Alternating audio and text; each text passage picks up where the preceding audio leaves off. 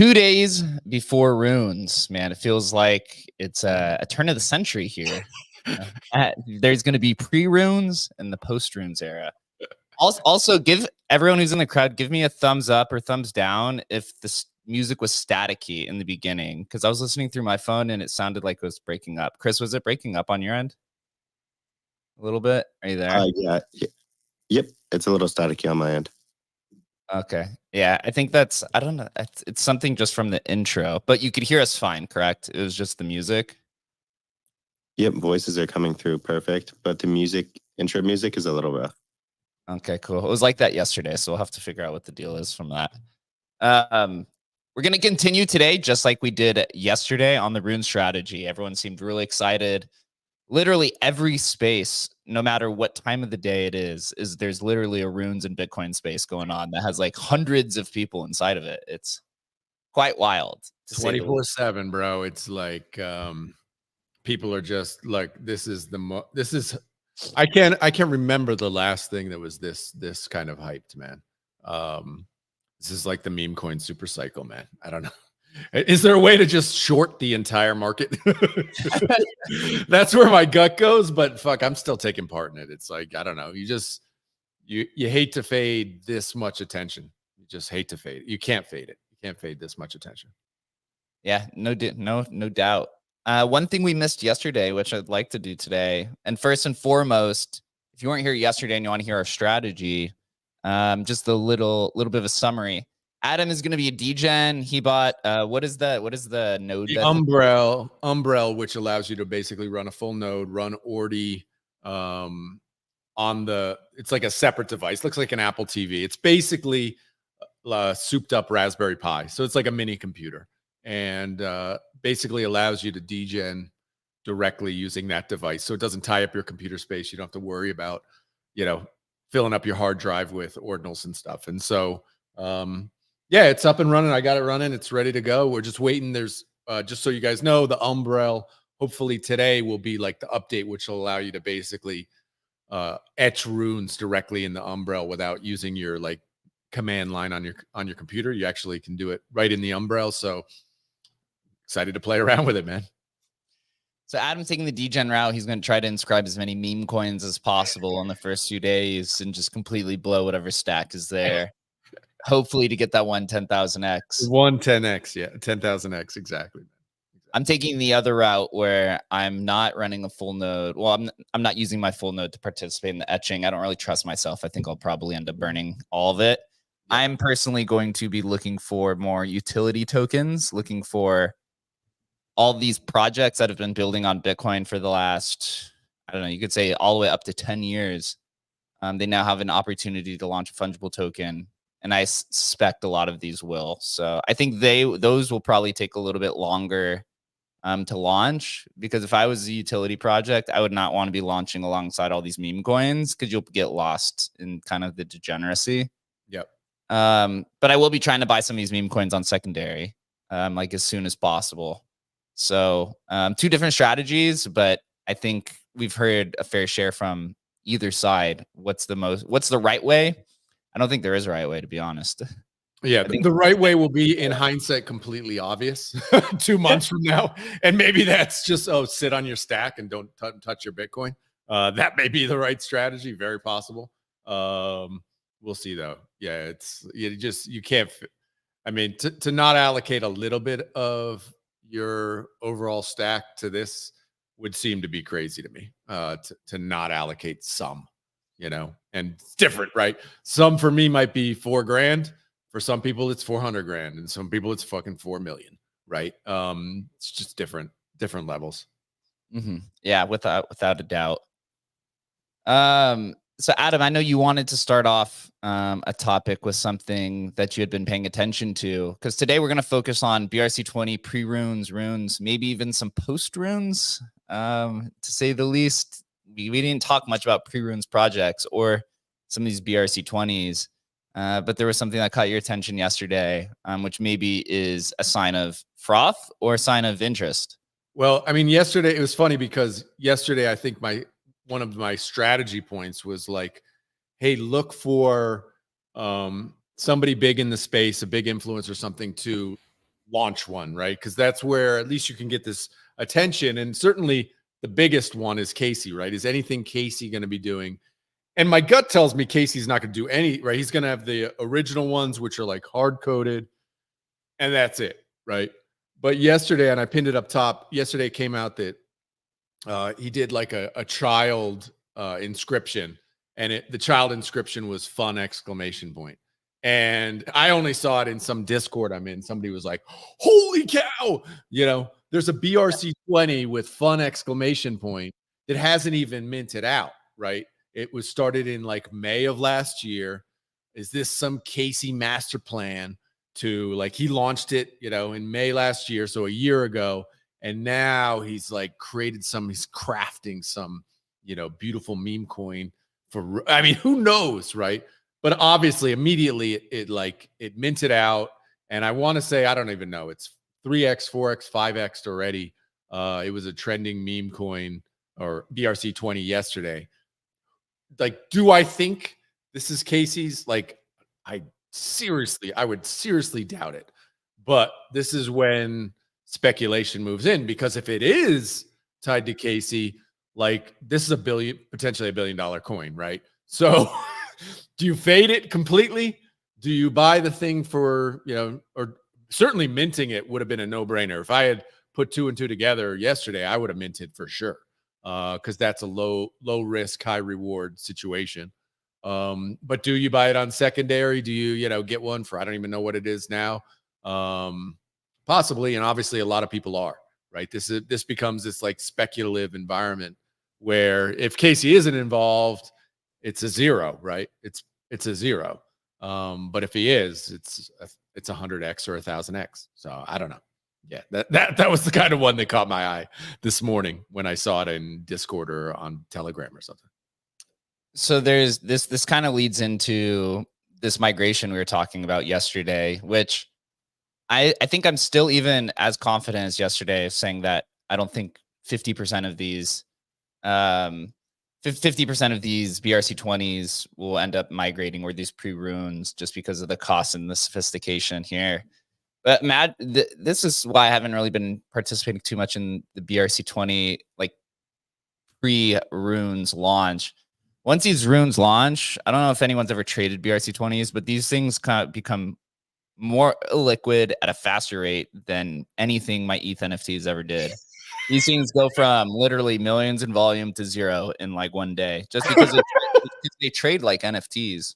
Yeah. So you don't want to get caught holding that bag, because it literally just goes death cold. And I think that's going to happen here pretty soon. I don't know. Maybe they just give your experience, because you traded the BRC20s early. You were you minted it, and we're super early on a lot of these. So give us your kind of like, give us a real life experience on how this happened to you.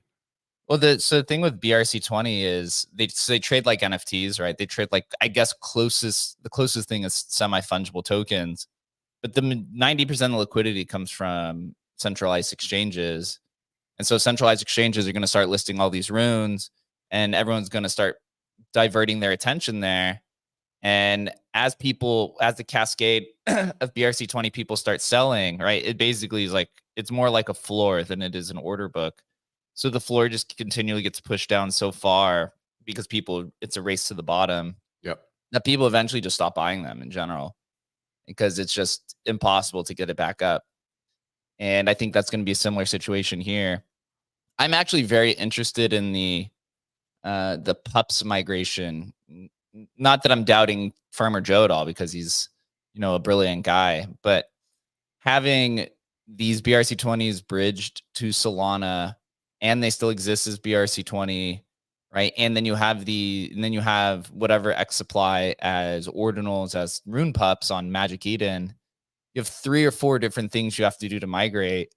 My fearful situation here, which I think is non-zero, is you have these BRC20s migrated over to Solana. People are How trading. are they doing that migration, by the way? How's They that used multi-bit, I think it's the fungible bridge. They're pretty legit. They've been like the leading BRC20 bridge, which is great, because it only just kind of proliferates our vision, which is the same thing as cross-chain.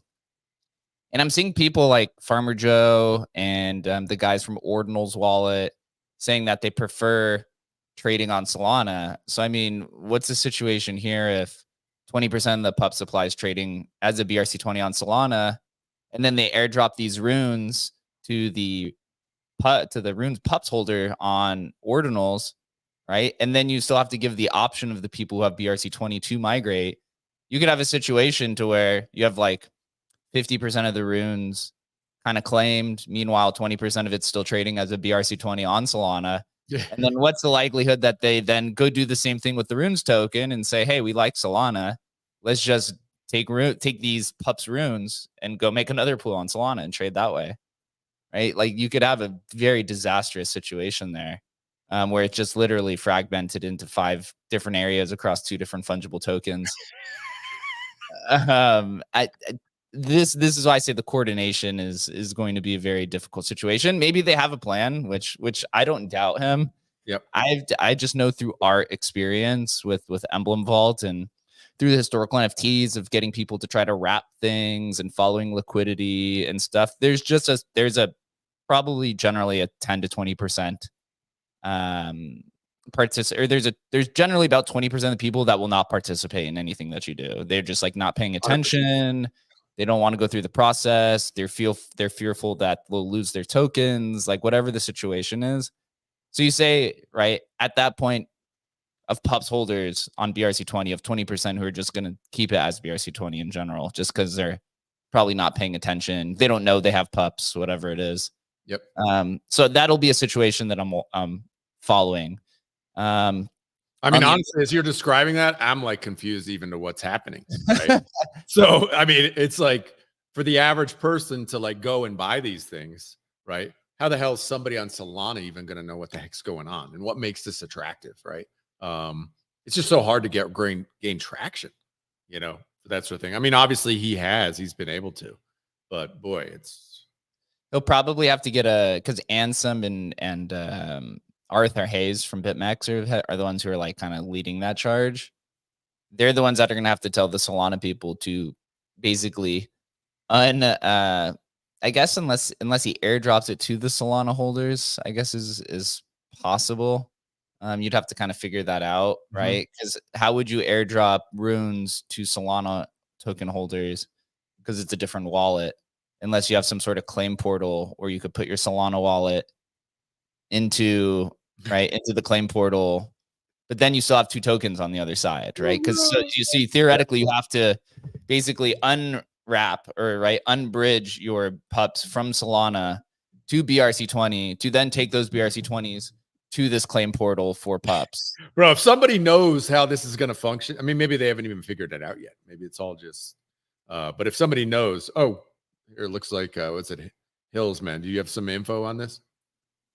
Yeah, so I think he talked a bit about it yesterday, and I think you should try and get Farmer on the show, just for the simple fact that, you know, like he has been in the space so long. I don't know if you know this about the pups token, but it was actually the first BRC20 airdrop. So like I'm bullish on him simply for the fact that like he took the initiative to figure that out and took his own money and did it just simply as an experiment, you know, because he wanted to, you know, push the boundaries and do something new. Who to get airdrop to? Just because I'm out of the loop. So it got airdropped to Pixel Pepe holders, and all of the Opium holders got 777 tokens. And then for the remainder of the supply, they did a it was a free, fair, open BRC20 mint. So, and I missed the open mint, but I did get some for my Opiums. And then, you know, like all BRC20s, it kind of like died, especially over the summer. So like anybody who, you know, thought that it could be a meme coin and recover in the future that bought, like they're being heavily rewarded right now. But I think, you know, you really either had to be crazy or stupid or have the foresight to like, you know, put money into these things, you know, over the summer. Like for me, I had a point, you know, like my friends and I minted basically like every single BRC20 there was, you know, and And it was like, to me, it was like, God, this is a lot of Bitcoin. Like, it was a point where it was like really starting to scare me, you know, that like, I don't have any Bitcoin left. Like, I have just sprayed and prayed into all of these tokens for an entire year almost, you know? So like, I had this moment, I think in July or August, when I thought, okay, I'm looking at, you know, some of my bags, and I was like pretty heavily into the Wizard token because I was like, this is such a no brainer. Like, as soon as Wizards drop, like, this is going to go through the freaking roof. Like, and I bought a lot, like I minted, and then I bought a lot like right after mint for like, you know, 14, 15 cents. And I was so underwater on that. Like in July, I'm like sick to my stomach looking at it. And I'm like, you know, did I get this wrong? You know? And then I'm like, you know what, whatever. I'm just going to throw another couple grand at it. Wow. At a penny. And I did. And Wow. yeah, That's like, good for you. Cause I mean, dude, I'd have paper handed that shit. Jake probably, what would you have done, yeah, Jake? Jake would have probably. Wow. That's incredible. That's incredible. I You took a lot did of that. stuff. Yeah. Yeah. And I sold early on this run up, but like, still, it's like, you know, you either have to be crazy or, you know, just kind of stick to your plan. And I've just been kind of forcing myself to stick to the plan. And Wow. I think that farmer, you know, he's willing to do what it takes. One, he has the money and he has the know-how. And if not, like, he's well connected enough to like get it done. So I'm interested to see what will happen.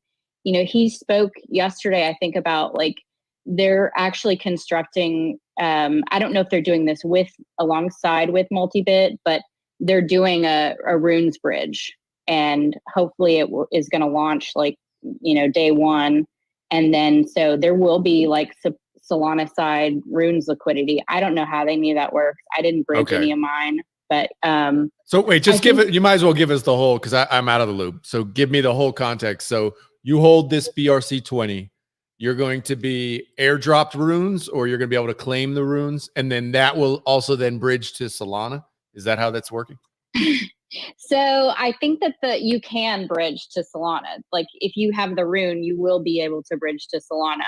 And then, you know, conversely, like the people that are on Solana should, I think, be able to claim the rune over there. And I don't know what's going to happen. Like, at first, when he talked about doing this, I was like, I don't know. But, you know, I mean, you see what happens sometimes when you fragment liquidity like this. Like, if it runs up on Solana with a tiny bit of liquidity, like, it pushes the floor price on Unisat and wherever else. So I think, you know, the people that are the winners here so far are the people that have been arbitraging between the tokens, the pre-runes, and the Solana side. I mean, they've just been killing it. Like, if you're good at math and you're good at arbitrage, like, you've made your bank already. But I think it could get pretty crazy, and I'm interested to see what's going to happen. I mean, you know, not financial advice, but like, it could definitely go very hard either direction.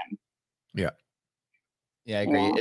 Yeah. The pups airdrop got up to $77,000 in USD value, just if you're an OPM holder, because the airdrop 777 got up to almost $100. So if you were one of those early pub holders, are the winners. Those are the I guess you'd say like the apes, not in terms of the profile, but in terms of just like the endless airdrops that keep coming. That was kind of what it was in 2021. So Hills, are you retired? Got your private island lined up then? Wow. Congrats. I did actually take a leave of absence from work. So I am full-time Degen currently. You know, I'm still probably pretty overexposed, just because, like, I'm an idiot. But yeah, no, it's been sweet. Like, I'm forever grateful to like anyone here in the space that's been building and that, you know, has taken the time to teach. I see Zach in the audience, and, you know, he's the one that got me to spin up a node, and he's the one that got me into runes. So him and Wankpire, like, shout out to you, like, shout out to anybody that you've onboarded. And I see some people in the audience right now that I onboarded that, you know, like, I get messages from right now that are like, you know, I'm retired. I was able to retire my parents. I bought my first house. Like, those are the kind of things that like keep me going. So, you know, everybody here that's on stage, like, you've played a part in this, and like, you know, huge big ups to you. Like, thank you. Like, you've played a part in changing my life and my family's life. So, yeah, like, it's going to be a exciting week, big week, as they say. Love that.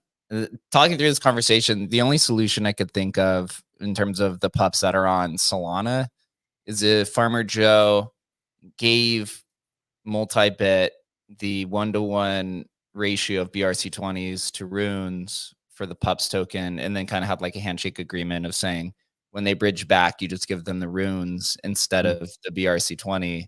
So it's not automated in any way. But that would be my only real solution, because if you leave it to people to try to do this, it'll never work. It'll never. I can guarantee that it will be fragmented. So that would be my only solution to that issue. But another layer of chaos on top of it, on top of the whole crazy weekend. One thing I'd like to bring up, not essentially runes related, but possibly, Leonidas just announced a $2 million pre-seed raise for Ord.io. He just announced this, was it an hour ago, 2 hours ago? Nice. Co-led by Trevor with BTC Frontier Fund and Jason Feng from Sora Ventures, the two of the prominent VCs in the Bitcoin space who actually have some, I guess, some vocal influence. Congrats to him, man. Just as a disclaimer, Adam and myself were both on the angel round. Really? No, okay. No way. No what way. The hell did I put my money in? I just have to say I would not fade Leo in any sense. He's man's got a plan. Now that this is finally out, right, you could kind of speculate a little bit here. And I don't have any inside information outside of a deck that was shown to me. Like, although Leo and Adam and I have been hosting shows together for 3 years at this point, so we have a good relationship, right? You think about, is there a crossroad of Runestone and Ord.io? Right, you could begin to start speculating that. I think it's a brilliant plan where he created this free and fair drop, right? And he's building, right? He basically put $500 million in the hands of people who now follow him. And now he's building, right, Ord.io in this way that's going to be supporting runes. Right? That to me is like the genius idea. He's like, how do I get liquidity to my platform? Oh, I'll just make everybody rich. Right. Right. It's like, is there going to be some crossover, right? Like, once the dog token drops, makes you start thinking, what are the other two tokens? He said one token will be later this year, and then the last token is once dog becomes the top meme coin in the world. He hasn't said, is that when it flips Doge or when it just flips like other kind of L2 tokens, meme coin tokens. We'll see. Because if you discount Doge, because Doge is the layer 1, the top is Sheeb, which that still has about a 20x to go from here, from where the current Runestone market cap is. I don't know, man. I'm excited to see what he has in store. I don't want to lay out too much information because I know he probably only gave us partial of what the slide was. One thing I've learned, dude, of creating decks and slides in this space is make it as simple as possible. I'm somebody who's like long-winded and likes to explain everything, but dear God, every time I show somebody a deck, it's just like, they're like, you need to make it more simple, more straightforward. I'm like, what? Do you just want no information? Give me the hype mechanic. It's funny, when I put money into this, but it's like, I am a believer in you invest in people, right?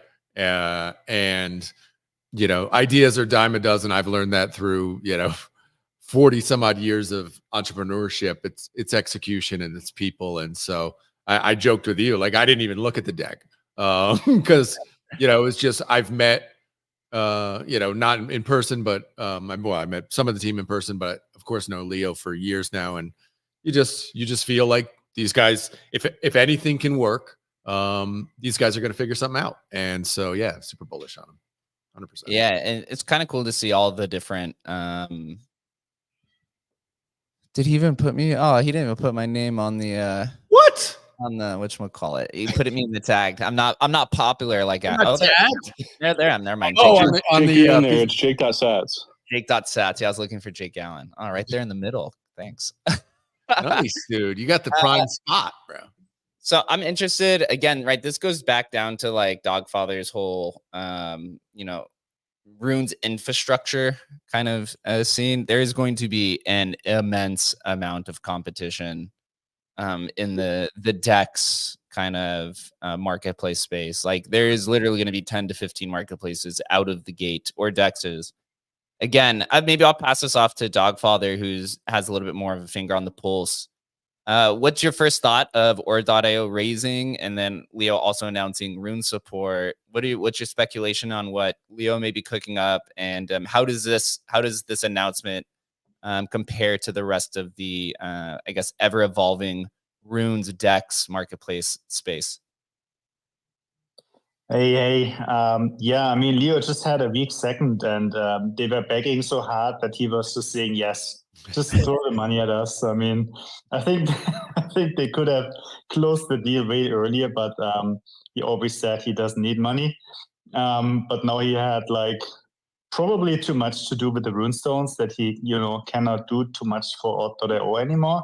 That's just my gut feeling. I mean, this was a no-brainer that they will at some point in time take some money to grow harder and to attract the talent. I think this is probably not for him or Zach, but I mean, if you want to attract devs, sure, it's just so cool if you can give them equity, right? I mean, this is just so much more sexy than saying, look, you have some salary and maybe some bonus. But if you can say, look, 10% of the company or 5% is yours, it's just, the upside is just way bigger. You get better people, and if you get better people, your platform is better.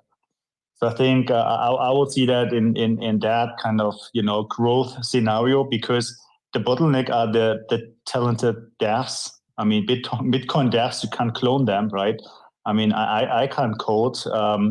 You guys are not the big coder, so there's just like one or two guys, right, in every team that really can code, and everyone is kind of like, this is a war for devs, and that's it.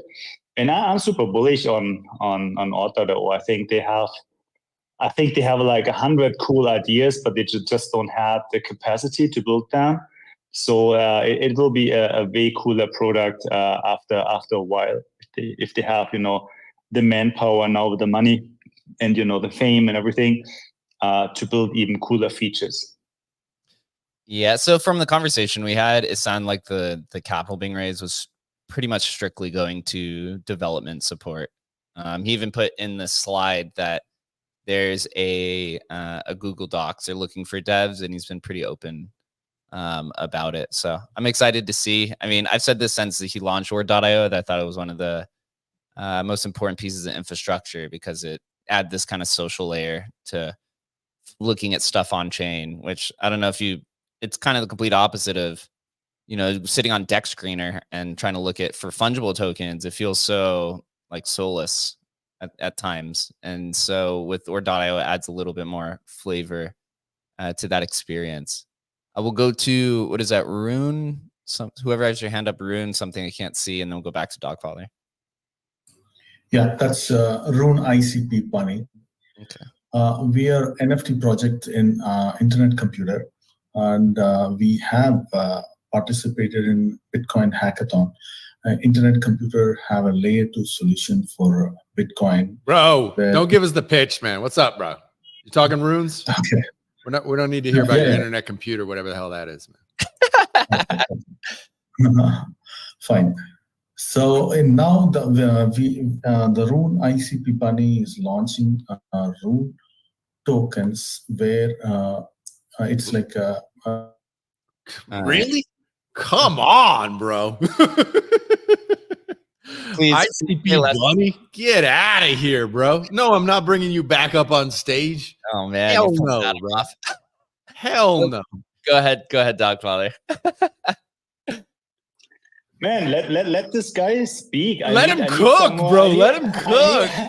I need some more project. The ecosystem map is so empty on the left side of the projects. I mean, I need just some more tokens. I mean, it's let those guys in. I mean, don't be these fucking gatekeepers. Why Don't am be I a boomer, man. gatekeeping ICP computer launching a rune token on ICP computer, bro? It's probably Man, it's a bunny. It's a bunny. Come Dude, on, it's a bunny. It's cool. It's looking really cool. I mean, let's say you even make it orange. I mean, then I buy it. I mean, I mint the fuck out of that. So let's do it. You can optimize it. DM me. I need some more information, man. Slide in my DMs. I will follow you right away. So done. So I had actually a question. I mean, typically in these races, typically you start with an angel investment and then you build up to VCs. But I think in this round it was more like at the same point in time, right? I'm not sure whether you're allowed or willing to share some more information, but that would be super interesting to me. I'm just a pleb. I don't have money to invest in these things. I would love to, but just, you know, from a financial point of view, that would be super interesting to know how they did that. Yeah. So I don't know how Leo kind of went about it. From when he approached me.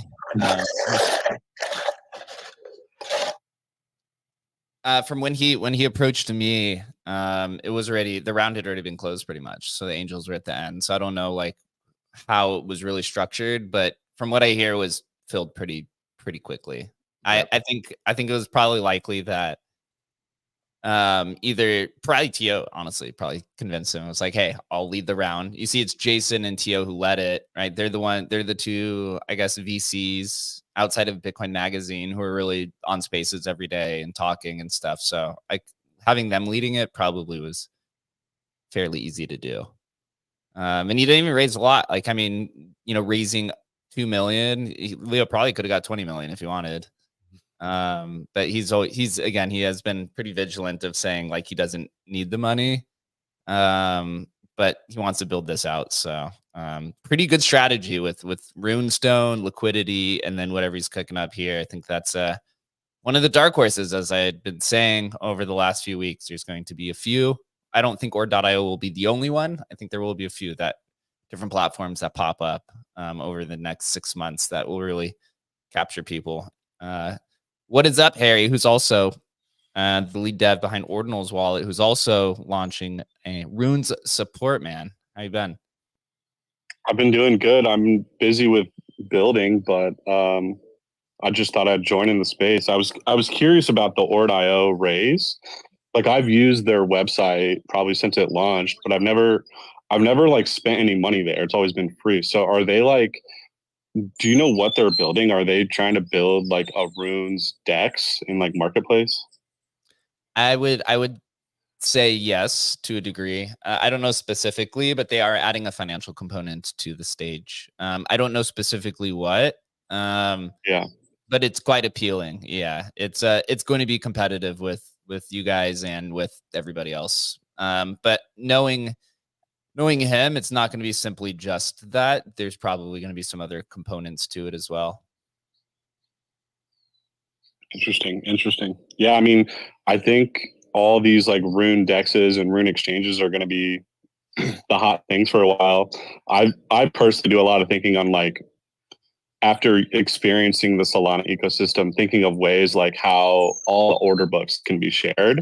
Because I just see a scenario where if that doesn't end up happening, then everything will just like converge onto one marketplace. Totally. And that's where everyone will use. Like basically Magic Eden has that with inscriptions. So you get this, what Bitcoin should feel like with an on-chain order book, but everyone's just using Magic Eden. So it will be cool to see if we can figure out ways to like have this global order book and like route to different liquidity pools and all this crazy DeFi stuff that's happening elsewhere, but on Bitcoin. Yeah. So I listened to a Magic Eden Spaces, and their developers had said they're building something different. They said that they are also degens, was their quote. And so they want to build a Runes experience that's not like anything else. I don't know what that exactly means. But, you know, I'm glad you're up here because I've been working on OmniSat for a year, and building a DEX for ERC20, for Runes, for XYZ Meta Protocol token is not an easy feat to do. There's generally some sort of like off-chain component to it, or there's something in the back end that generally people are not speaking about that they're using. Yeah, I know. That's why we kind of just took the approach of like I posted our UI and then people were saying, "Oh, Runes is the same as BRC20," and yeah, I mean, we pretty much just used the same UI, the same kind of collections, and like quite frankly, it took me like 2 or 3 days to build the whole marketplace, just because like it was pretty similar to the existing stuff. So I'm definitely looking forward to like the new UIs and people trying to push through. And we'll be paying attention, and we might cook on something if something cool pops up. Yeah, this kind of goes back to the earlier conversation about, you know, trading or BRC20, trading runes on Solana because that's a better experience. What is your thought of that? I know we've kind of talked about this as well. Do you think it all gravitates to, you know, taking runes and trading it off chain, either through on chain on Solana or through these, you know, centralized marketplaces, Bitcoin L2s, etc.? Or do you think the native experience can I Well, guess you know, model? you're talking to a big blocker, so like I have the belief that all the assets can be on chain, and you can like trade them high frequency on chain on the 1L1, which is probably why I really like this is what Solana's doing. And so the proof is in the pudding. Like the experience is so much better, but that's not to say that it couldn't exist here. I definitely think it can, and like that's why I built on Bitcoin. But we're a long way away from that. So and how like, did I wouldn't even say runes are the final evolution of these tokens. Like they still rely on like indexers. I think runes will get us really far, but like at some point you can have the tokens on L1 and the miners validate them. You don't need indexers. It's all just like if the UTXO exists, it's a real token, and you can start to trade and do more kind of things with that. But like I said, I think we're pretty far from that. So give me your expectation. What do you think is going to happen in the first 2 weeks of Rune's launch? Is it going to be as pure chaos as everyone says? Do you think marketplaces will be able to support all the trading experiences? Give me the inside. Yeah, I would expect a similar trading experience to BRC20, but like slightly smoother. There's a few advantages, like you stuff with one transaction now. You don't need like these setup transactions, so everything's a little more atomic. Like there's no scenario where you like pay gas and didn't get something. So there's like some slight improvements there. You don't have to create as many transfers to sell stuff. So I think we're going to be trading the same kind of way we have. There's going to be 1 or 2 like new tokens that we don't know of yet, like that'll come out day one, probably the top 10, top 20 tokens. There'll be 1 or 2 that like everyone can mint and have a good name, a good icon, kind of good meme behind them.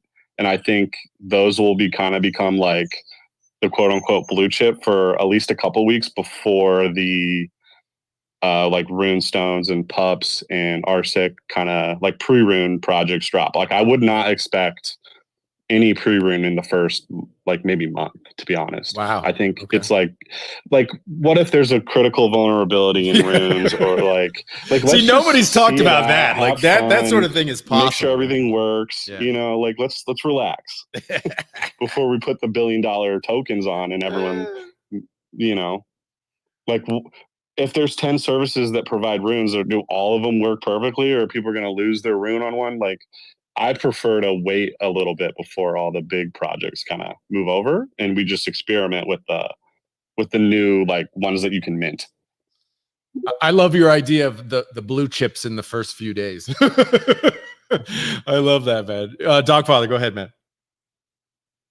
Yeah, if we have Harry here on stage, maybe I can ask you a question that's, I think, one of the most interesting ones. So Unisat is obviously the big, exchange for BRC20, and they waited quite a bit with any, announcement of rune support. So what is your take on their move?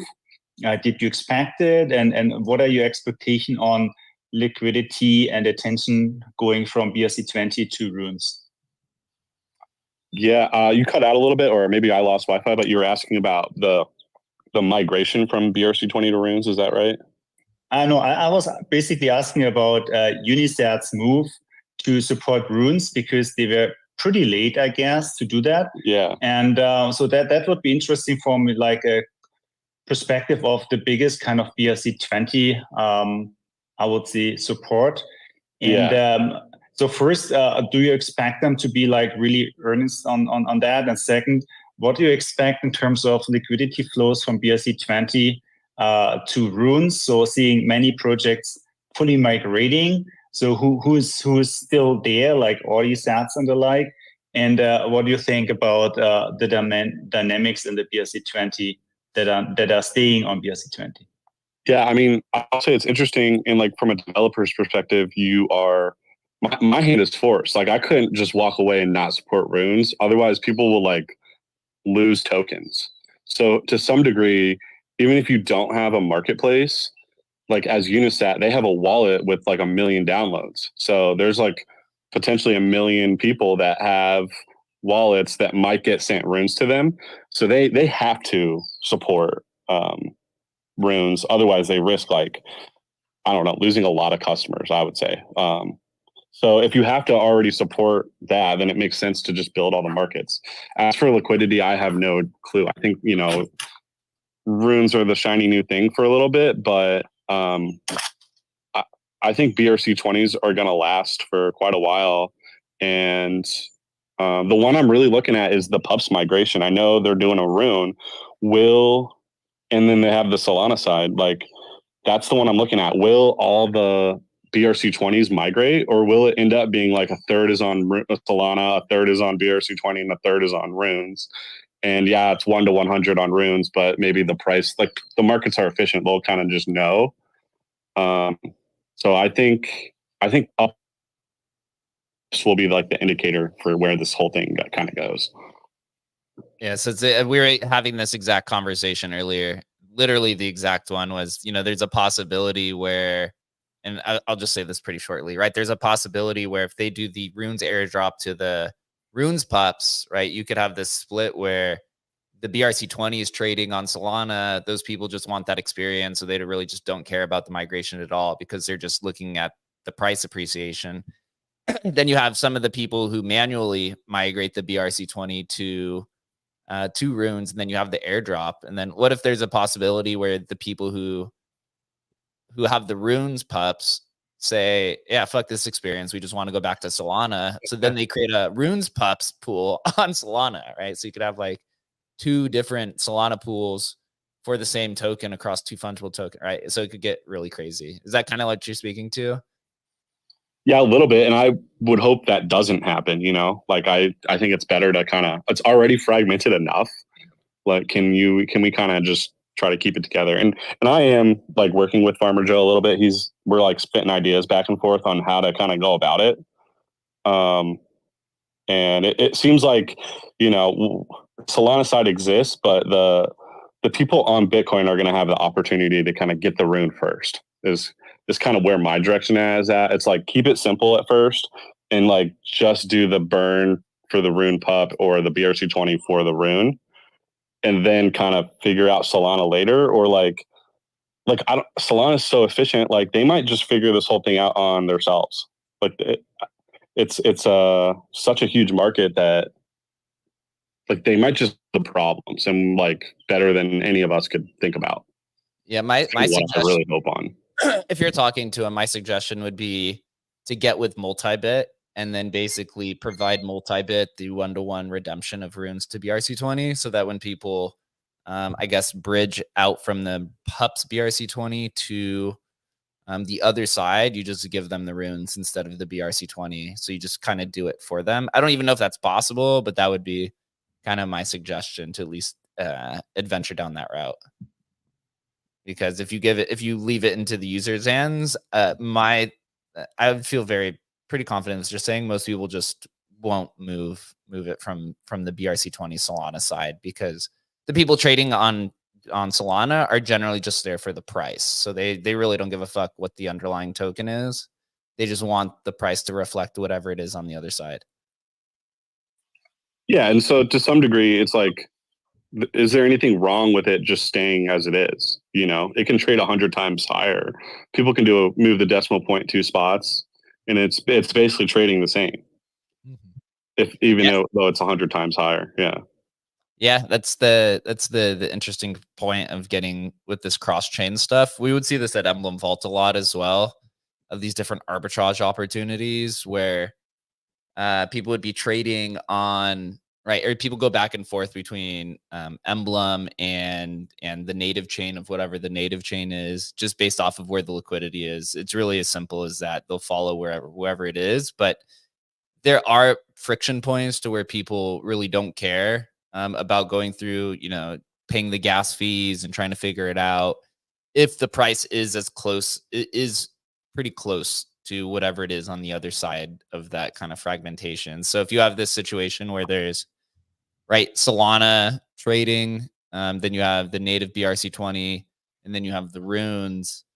If the prices are all quite similar, I don't think it doesn't give people incentive to, go through the process to make it its native chain. They just, like, people are trading on these different, or trading through these different mediums for different reasons, but the majority of the reason is for, I guess, price efficiency in trading. So it'll be interesting. Oh, did we lose him? Chris, you there, man? I think he's there. Yep, I'm here. All right, cool. If you can hear the beeping, I've lost power here in Costa Rica, as is the custom. So we may have chopped in and out. Your voice Yeah, he was dragging a bit, but I just think most feedback. people got most of it. Cool. Well, Adam, glad to have you back. I'm glad to see that at least once per week the the power goes out. So cool. Well, that was interesting to say the least. We have a raise going. Runestones are now pumping. I think on the news that the Or.io raise just happened, which is you can see. I think there's going to be a strong correlation moving forward between Or.io and Runestone, which, whether that was intentional or whether the community now just turns this into a proxy Or.io kind of trade is possible. Will be interesting. But something that we didn't talk about, which we said we are going to discuss kind of at the end, were some of these projects specifically. Art Jedi, did you have a question? Saw your hand up. I did, but I can definitely wait until No, after go ahead, please go ahead. your last point. So, so I've started spaces just to educate artists on this because I think it's an opportunity of a lifetime. Trying to visualize this whole thing. So with Rune, could you explain, like, it's a visual, there will be a visual element, right? And then you will be able to trade it like shitcoins as well. So how is that going to work? It's just very confusing. Runes is just a fungible token standard on Bitcoin. Think of it as ERC20 is on Ethereum, or what SPL20 is on Solana. Runes is exactly the same name, just Casey has changed it. And also, I guess maybe BRC20 was taken. But BRC20 is a fungible token standard on Bitcoin. Runes will also be a fungible token standard on Bitcoin. It's really as simple as that. So kind of the whole idea here, there's no image element. You can have an image as the icon, but you can't turn it into non-fungible. Into a non-fungible item. I guess for now, I think Degens will figure it out how to kind of chop that up. But it's just as simple as that. Think of it as the fungible token standard. So the whole idea here is there's a lot of people who've been building on Bitcoin over the last 15 years or so, and they haven't had a quote unquote efficient way to have a fungible token attached to their project or product or meta protocol. You do have some past tests through like Colored Coins and Mastercoin and Counterparty and stuff, but this seems to be the one that everyone's rallying on, and Casey has made it quote unquote more efficient than anything else, and he also has the credibility and backing to really push this forward. So what we're kind of discussing here is the different types of runes or fungible tokens that you'll see on Bitcoin over the next 6 months or so, or I guess you could just say through the rest of the year. This could be anything from meme coins, kind of similar to like what you see with Pepe or Dogwifat. This could be anything from utility tokens, similar to like the Uniswap token, right? This could be a governance token. It could really be anything. but in a Bitcoin native way. And so this is where a lot of the speculation is coming in, is if the fungible token market on Ethereum is well into the hundreds of billions of dollars, and if Bitcoin has 3 times that market cap, what does that mean for Bitcoin fungible tokens, right? So this is where you see a lot of people circling in, and 15 marketplaces and dexes and different types of tokens, is everyone wants to capture that value, but also there's no roadmap to know what's really the right way to do this, because it is on Bitcoin. There are limited smart contracts functionality, and there's going to be a lot of kind of social engineering that's going to have to go behind it. A lot of promises. That's where you see a lot of these like IOUs with, excuse me, with the pre-runes, is there's no smart contract. So there's just a lot of promises. A lot of those promises will probably be broken, and there will be a lot of winners. I hope that was the simple version of explanation. Did that make sense? Yeah, no, I understand that much. So what I didn't understand, because I didn't know where the logo went, and so that's not going to be part of some kind of tradable asset. Is that what you're saying? And basically, it's like, it is like a stone on which you can maybe launch like a collection. Is that how is it going to be? Is that why people are so kind of crazy to go get it in the first? So whoever gets the lower number can then etch an entire collection, like a parent-child thing. That's the kind of information I'm getting, and I'm not sure how close or far I am from the truth. Like, how is it going to work for a general, outside of this whole hype and outside of people who've been building on Bitcoin, who understand all of this ecosystem? How is it the information being relayed to people who don't understand what's going on? Well, you have conversations like this. Is it okay if I jump in? Yeah. I mean, of course, we have like inscriptions that are one-on-ones if you don't use delegation. And you have like now the runes that can be like having a supply of 1 trillion. But you can also easily, and that would be like an ERC20, but you can also easily have an ERC 1155 kind of like fungible token. That is, you could say that's like semi-fungible, that we also have like with Curio cards on ETH and some other projects, or on Counterparty, where you have like the Rep Happy card with the 300 supply. So what you can do, you can add a rune, say, take a supply of 420, make it not divisible, so you can only have like full kind of like tokens. And then you just have a picture that you add to the token, and that can be any inscription. So you can inscribe something now, and then you can use this in your adding of this particular token as your artwork, and then you have a supply of 420 and you sell those. So that would be something you can now do with runes. You could also do that with inscriptions, like you have this artwork and then you have delegations, 420 individual inscriptions, and you sell them. But this may be a bit more inefficient because you have all these individual inscriptions. So you may rather want to use runes as a more efficient way to do that. I hope that answers the question somehow.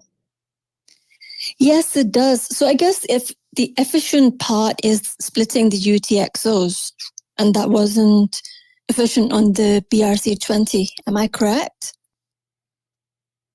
That's again a different question. I mean, the question, if you want to rather use runes as a semi-fungible token, or whether you want to have a parent-child relationship with inscriptions, where you have the same supply using delegation, where you have like 420 in our example, individual inscriptions plus the parent inscription. That would make it 421 inscriptions. If you use runes, it's just one etching of a rune, and then you mint the whole supply to your own wallet, and then you sell them. So I would say this is just one transaction, and it is like more efficient than doing 421, transactions to mint all these inscriptions. Does that make sense? Yes. But it doesn't. It doesn't have the, as far as I know, it doesn't have the same sort of. And correct me if I'm wrong, Dogfather, but you can't really. There's no way developed yet to kind of attach a piece of artwork or an image to it. Is that correct? No, you can attach all kind of artwork. I mean, you Okay. can check that on the testnet.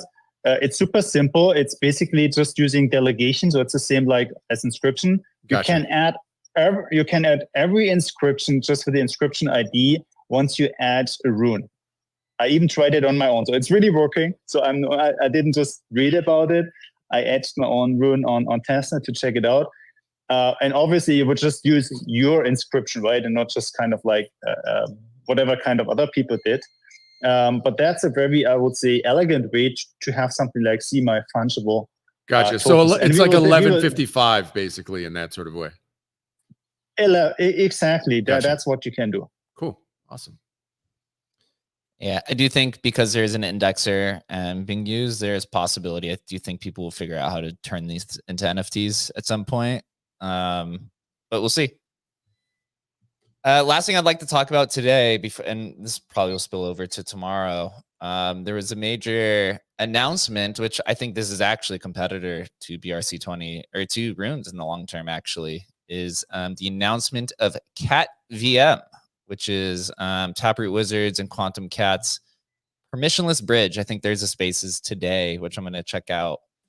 I think this is the whole reason why Udi and Eric have been fighting pretty much every fungible token, every bridge, every Bitcoin L2, right?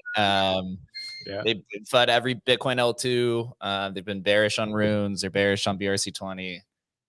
It's because they're pushing this product, which is quite innovative, but they have to, the whole strategy behind this I find very fascinating, because you're basically pushing for a soft fork, which basically gets to the heart of the entire, Bitcoin kind of. It's a big vision. Got to give them credit. It's a big vision. It's a big vision, and they also have had to educate people along the way to really figure out what OP. I didn't even know what OP Cat was, right? And they also have to tie in the lore to it, which this is very like next level kind of thought, because they're really leaning into this like whole Bitcoin season 2 and the culture war, right? Which has been happening, which I think we talked about last year, basically saying they've already won. It's just, it hasn't really been accepted yet. Yep.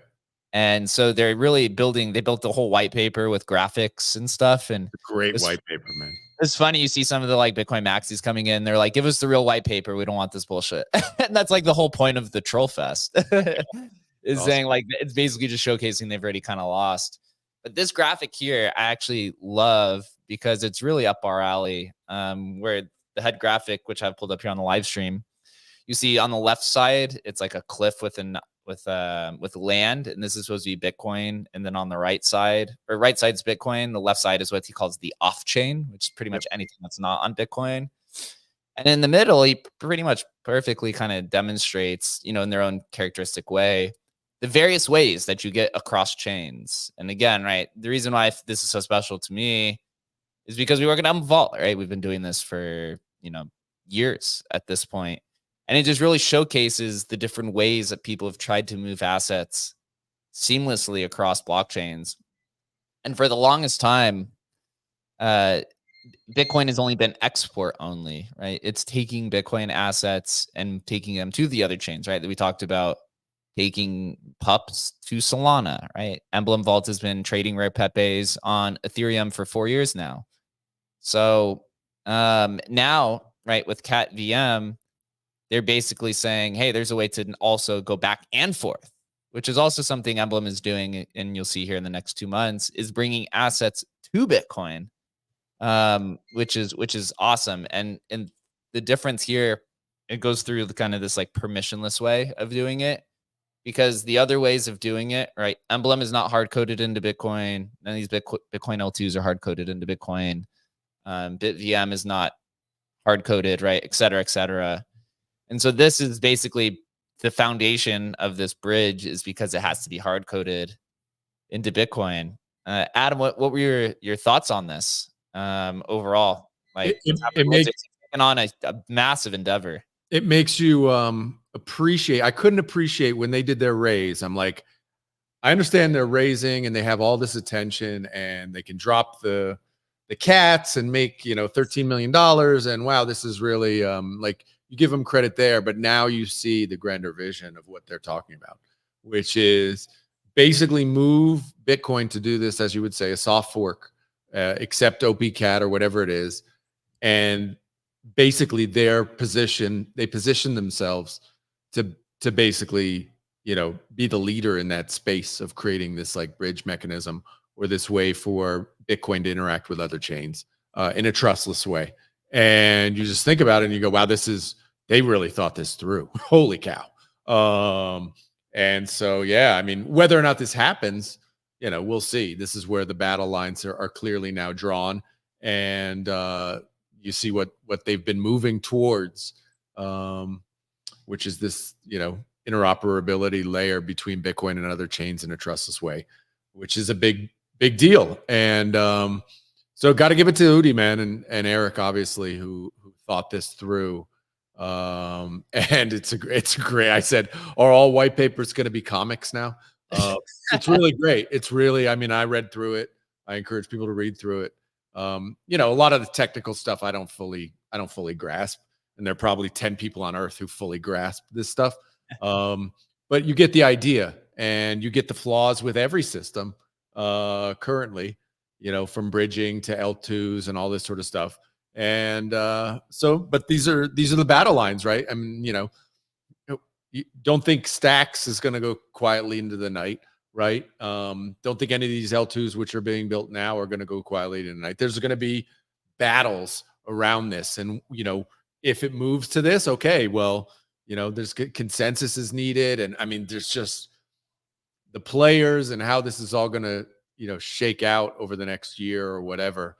This is not going to be like, oh, flip a switch is going to happen.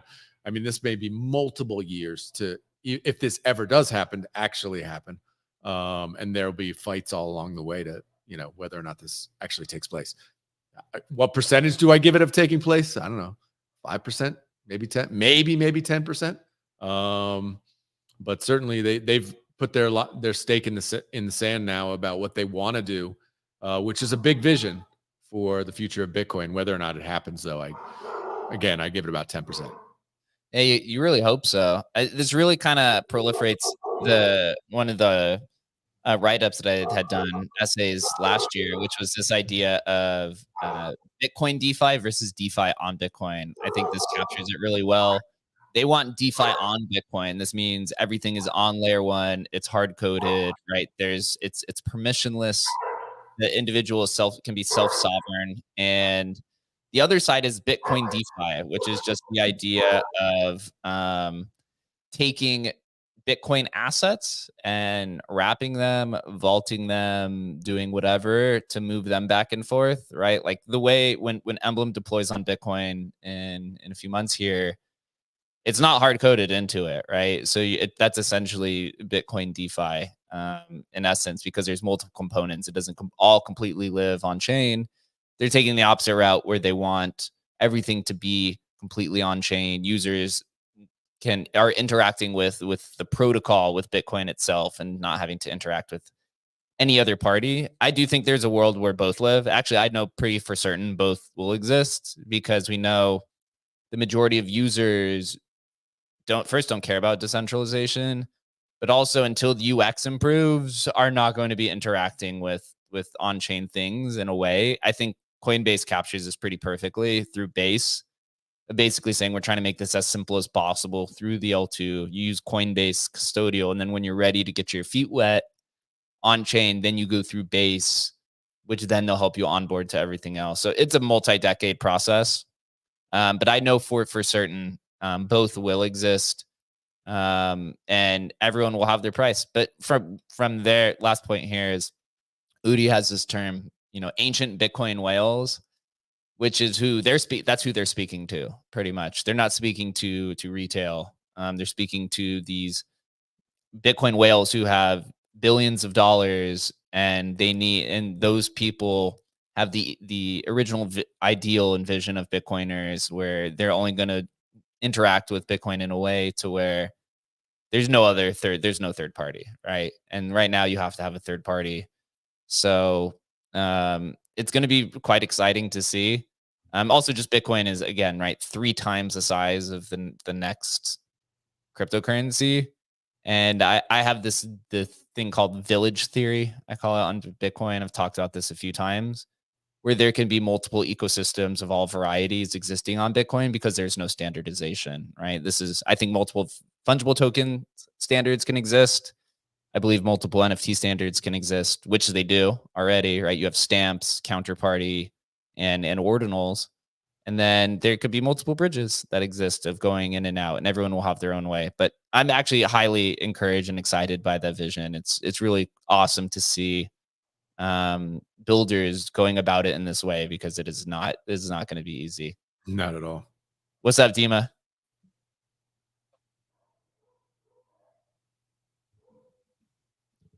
Oh, do you hear him?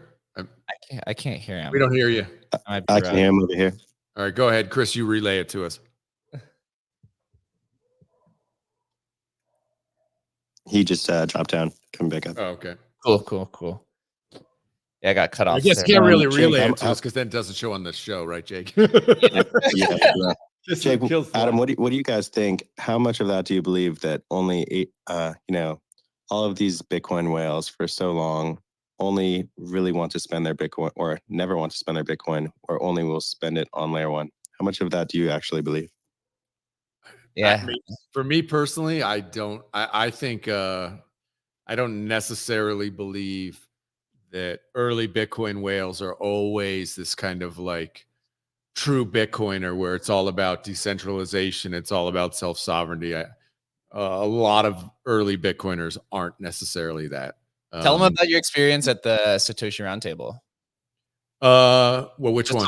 Just talking with Bitcoiners about. Well, what my feeling with early Bitcoiners and Bitcoiners who have a lot of Bitcoin is that, and this is from feedback talking to them, is that they wanted to have ways to basically earn money on their Bitcoin while keeping complete control of their Bitcoin. So the current methodology with that is like, okay, you can, in theory, lend your Bitcoin and earn a yield on it, but they want to do that. The ideal solution for them is doing that in a trustless manner, right? Which, is at this point in time is impossible, right? But that's what they really want. They really, really want to be able, that's the ideal solution for them, is to be able to hold on to their Bitcoin and yet earn something on it in some magical way, right? Earn yield or be able to lend it out, yet not lose control of the Bitcoin, because they all have had experiences with Mt. Gox and all the rest of them where, you give it to a third party to lend, loan, or just hold on an exchange and they get rugged, right? So that's what they really, really want at the core. And I think who was I watching the other day where he was laying this out? It was a similar sort of thing. It's like, I want to be able to earn without losing access and control of my Bitcoin, right? So that's the ideal situation. If, this sort of mechanism that, Udi and Eric are facilitating through OpCat gives that power. That is, that's the Bitcoin maxis full on dream. Yeah, that's the dream. What's up, Dima? Welcome back. Can you guys hear me now? We got you. Nice. Yep. Amazing. Thanks for having me up. Kind of 2 points. First one being, and this is for people that are tinkering with runes right now. Runes have a symbol, which is like a currency symbol, but they also can have an inscribed JPEG or WebP, some kind of picture. What would you describe as the, I guess, symbol / icon for the rune? Like if you were to look at a Runes Explorer, would you want to see the icon and then the symbol and then the rune name if it has an icon? That's kind of, I'm asking partially for product research for myself, but also like, I don't really know. I think it's an interesting question. I mean, my personal gut, because and Jake's obviously the meme, more of a deeper meme coin history than I have, but it's important. That image is important. I mean, when you think about Doge or you think about, I don't know, Sheeb or any of those things, you get an image, right? So yeah, it's critical that you choose wisely, in my view. Yeah, it's kind of like a rally. It's kind of like a rally symbol. Although I think Runes does have this interesting new parallel where the whole idea of runes, right? The naming around it is kind of surrounds kind of like the Middle East or like ancient times. And so I think with symbols, you could kind of create other memes that spin off of that kind of vision is possible. But if you're just going traditional standard, just a simple image to represent what it is, that's easy for meme coiners to trade because they either like the image or they like the name or they like both.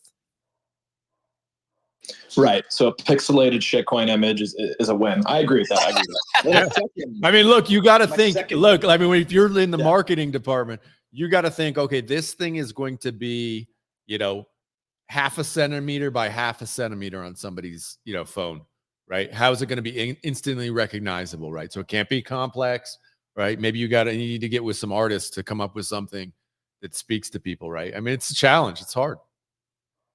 I 100% agree. I think that I think a lot of people have this opinion that there's likely going to be a rune that launches that no one's ever heard of, that isn't doing pre-runes, isn't doing this.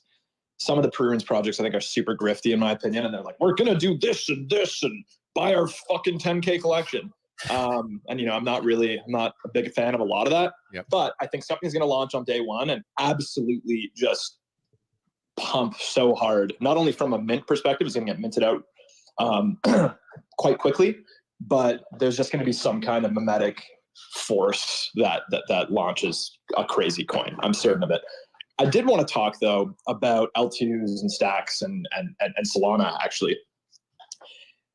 When building on Bitcoin, when I kind of got introduced to them and you know, I learned that not only is stacks a Bitcoin L2, but there's like 700 other of them all popping up at the same time. And most of them are like EVM, you know, multi-sig L2 variety. And then I saw what happened with Solana and Pups.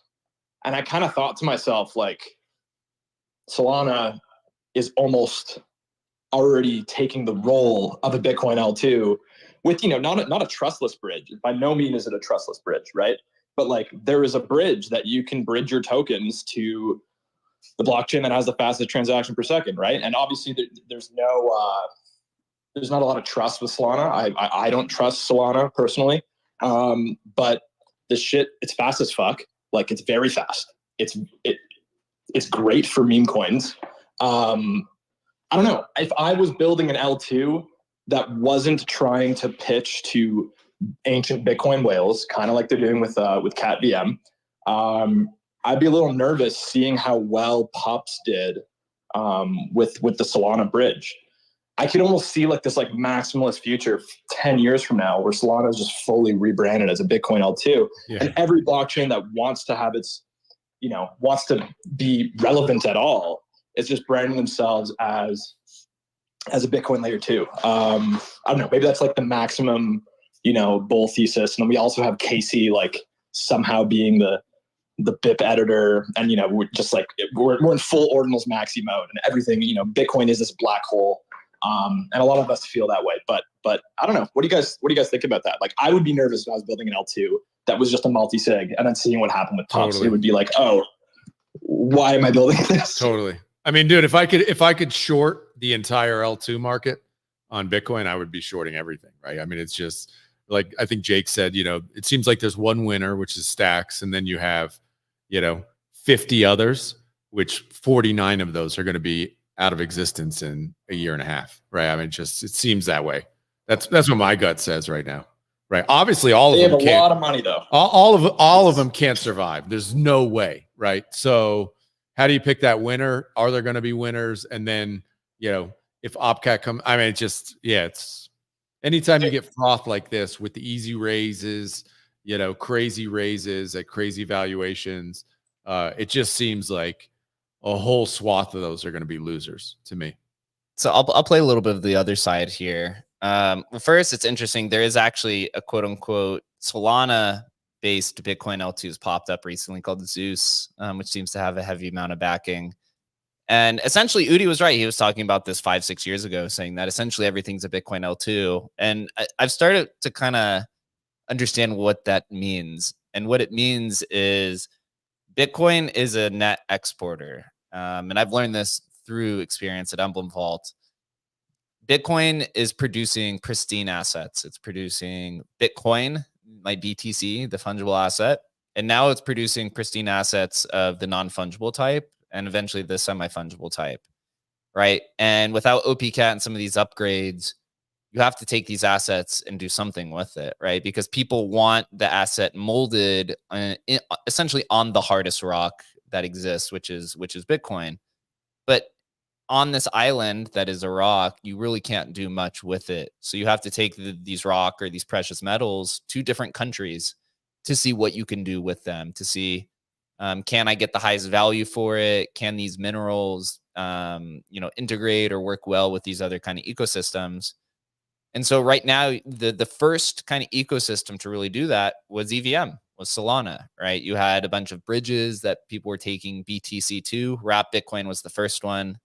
Then you had Emblem Vault do it with the NFT versions, right? And then you had a bunch of other kind of bridges try to do these lock-in mints and burn-in mints, or I guess lock-in mint would be the right one. And so really where the EVM-based Bitcoin L2 ecosystem is you have EVM-based Bitcoin assets, right? You have stamps, counterparty, ordinals, all in vaults that are EVM-based. And you have wrapped the Bitcoin in the billions of dollars that's also EVM-based. So you have both assets that are EVM-based that are backed by the fungible or by Bitcoin through these assets, and now they're building the ecosystems to play in it, right? And I think this is where I find a lot of interesting. Stacks kind of secluded themselves because they built Clarity, so it's not EVM based, or maybe there's EVM compatibilities there. So you have basically you have Merlin. What was that damage? Is it EVM compatible? I don't know. Not yet. There's been discussion about it, but like not yet. Okay, and so then basically you have, right, Stacks is kind of in its own lane. Now you have Merlin and Bob and Nakachain and some of these other ones kind of competing to see what's going to be the playground to use these EVM assets that are backed by Bitcoin. And then you have people realizing, oh, I could do the same exact play on Solana. And so Pups is kind of really the first one through the door of the same exact kind of scenario. And eventually, Emblem will deploy on Solana, or somebody else will figure it out. And then you'll have Bitcoin NFTs on Solana. And then eventually you'll have them try to figure out what's the right dApp on Solana to build these ecosystems. I think that's kind of what Zeus seems to be kind of going after. And then it'll continue on. Then it'll be, right, centralized exchanges are essentially Bitcoin L2s. Ordinals is kind of a Bitcoin L2 in essence as well, right? It's just a platform that you could create assets on and then kind of export them. And then eventually it'll go down the line, right? The next vision after that is all these blockchains that are built on Go, right? Like Monad and Say and Sui and some of these other ones. I think it just continues on and on and on, just because Bitcoin is so big. And because it lacks standardization, you're just going to have all these L2s that people try to really kind of figure it out. But ultimately, right, my experience with Merlin Chain is most of these people there they just want a casino that's built off of, or that's backed by Bitcoin assets, is kind of how I see it. And it's going kind of pretty well so far. To be completely honest. It's awesome. Yeah. So that's fair. I hope that kind of explains kind of that's kind of like how I'm looking at it. Not to get too nerdy, but like Rust is as close to bare metal as you can get. What's the advantage of a blockchain being written in Go? Maybe that's more developer question. I am a developer, but like I've never used Go. But my understanding was always Rust, essentially is replacing C. Why Go for building a blockchain? Is there like this high level reasoning, or is it just the flavor of the month? And I've heard of Monad and Say. I haven't used either of them, but I'm just curious about why Go. I actually have no idea. I had Shannon, our founder at Emblem, kind of explain it to me, and it was a little bit above my head. But it is kind of like every season there's these new kind of smart contract layer ones. And what I've learned through over the last year and a half of building Emblem is basically the alt O1 train is just like blockchain written in a new coding language.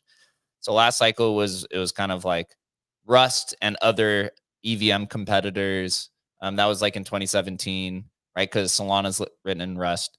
And now all these new ones are kind of being built in Go. And I was reading a recent Vitalik post where he was kind of discussing this, of saying like, you can't have kind of standard cryptography anymore. Like everything has to be more advanced because it's just becoming more hyper specialized. So they'll take this one area of the blockchain. Again, I'm not a developer. This is just from what's been explained to me. They'll take one area of an inefficiency of a blockchain and then try to do it in a new language and kind of maximize that. I think that's why Solana originally was seen as insane, because they were the only person building a blockchain in Rust, and they thought that they would kind of silo themselves. And turns out what they had solved for apparently was something a lot of people are looking for. And so now you have a bunch of people trying to build SVM so that you can interact with Solana. And I think it's just a lot of hungry people who are just finding different efficiencies. And my philosophy is I kind of just see blockchains as countries, and every country kind of, as you know, every country on the planet has a different thing that they optimize for, a different thing that's their strength or weakness. And I think blockchain is no different here in this situation, just in a kind of a digital world. So fun times though, right? Everything's a Bitcoin L2 at the end of the day. I'm telling you, just trying to determine exactly what's going on with runes, like Sat Screener. We're building a very interesting product for runes. I think that a lot of people are going to like if you're a trader on runes. Is it going to be like Pump.Fun yet for runes? I don't think that's possible yet. Damn it! Listen, yeah, more like Dex Screener for runes, Okay. as well as just a lot of information for traders for runes, and charts for traders for runes, and fast live information for traders that want to trade runes. But more or less, like this whole L2 thing, it almost feels like this massive psyop. And at the end of the day, everything was always a Bitcoin L2, kind of like you were saying. And I really think it's this like social consensus thing you have to do in your brain. And then you kind of realize, oh, you know, the only reason why anyone is in cryptocurrency is because of Bitcoin. So there's almost like this like social argument that everything is a Bitcoin layer 2, and kind of scales out Bitcoin, because at the end of the day, like you'd be lying if you didn't measure your net worth in sats. At least for me, even when I was on Ethereum, I would always be like, okay, like, am I closer to 1 BTC yet? You know, like that was always in the back of my mind. So yeah, it's interesting. Sure. Yeah, I completely agree. It's the social gymnastics that eventually everyone has to go through. But at the end of the day, right, that's kind of Bitcoin. Everything is social consensus on Bitcoin. Even ordinals is social consensus, right? It's part of Casey's delusion, because ordinals is not even on chain either. Although, you know, I think all of us want that to happen. I got to close this shop up here because I'm going on another spaces. It's been an hour and a half. We will continue this tomorrow. For those that don't know, Adam, myself, and Chris, who's on stage, we work at Emblem Vault, the leading cross-chain NFT protocol in the industry, deployed on 2020 with over 100 million in TVL. We host a show Tuesday through Thursday at 11:30 a.m. Eastern time, and we cover everything. Inscriptions, ordinals, Dogecoin, Litecoin, stacks, etc. All of the Bitcoin ecosystem and some of the cool cross-chain products that exist. We'll be back here tomorrow for our inscription show. So we'll cover everything. We've done runes the last 2 days. We'll go into Doginals, inscriptions, stamps, and of course, some Bitcoin as well, because I guess now BRC20 is on Lightning, which we didn't even get to discuss today. So that white paper came out yesterday. I appreciate everyone. Make sure that you follow everyone on stage, and we'll be back tomorrow at 11:30 a.m. Eastern time. Until then, guys, be safe and have a good day.